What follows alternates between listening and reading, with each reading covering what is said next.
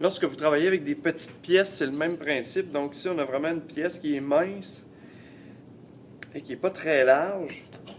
Sauf que là, ici, là, on n'a pas besoin de faire deux mesures comme tantôt. C'est bien assez une. Donc si je reprends ma mesure de tantôt, 15. Faites attention à ne pas aller croche comme ça. J'exagère pour les besoins de la cause. Là. Ça paraît pas, là, mais si vous allez croche comme ça, vos mesures vont changer. Donc là, je retourne à mon 15 cm. Donc je fais une petite coche. Puis tout de suite, tu peux faire ta petite flèche, comme je vous ai dit tantôt, pour indiquer que c'est ce côté-là que je veux garder. D'accord? Fait que pas obligé de faire une grosse flèche comme ça. C'est pour la vidéo que je fais ça. Mais en faisant ça comme ça veut dire qu'on coupe ce bord-là et qu'on garde celui-là. Il y en a aussi des fois qui aiment ça, faire un X en voulant dire ce bout-là, je le veux pas. Ça a l'air non, là, mais si vous faites des erreurs de 2 mm à chaque fois, vous prenez 3 pièces, 3 erreurs de 2 mm, vous êtes rendu à plus de 6 mm, donc un demi-centimètre d'erreur, ça n'a plus d'allure.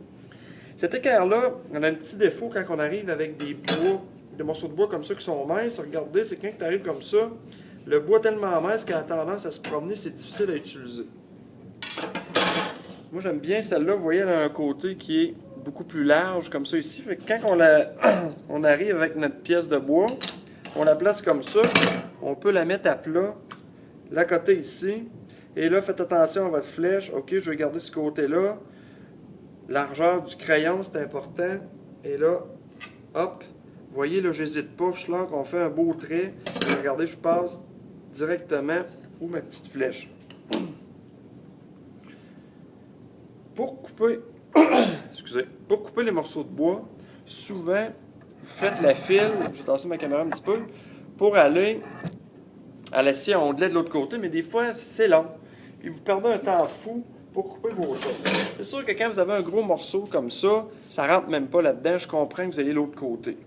Ou si vous avez du bois franc, comme dans l'année, on va travailler avec de l'érable, par exemple, ou du frêne, c'est sûr que c'est plus difficile à couper avec une scie manuelle. Mais un petit bout comme ça, allez pas faire la file de l'autre bord pour attendre 10 minutes. Là. On va tout simplement utiliser la boîte à ondelets qui est ici. Faites attention, la boîte à ondelets, regardez, là, elle a un côté qui est plus haut que l'autre. Fait que souvent les gens me disent « Hey monsieur, c'est croche votre affaire ». Ben non, c'est pour l'accoter sur le côté comme ça. Donc là, on est bien sûr qu'on est stable. Je mets mon morceau pas vers moi, je le mets au fond, comme ça. Je le tiens, vous y allez avec votre préférence, il faut le mettre comme ça ou de l'autre côté. Moi, je préfère comme ça. Là, on prend notre scie, vous voyez les petites coches, ce qui fait que je vais être à 90 degrés. Et là, on le voit mal sûrement avec la caméra, là, mais regardez ma ligne, là. Si je la mets comme ça, n'oubliez pas, regardez, ma ligne est de l'autre côté, ma pièce, ça sera pas bonne.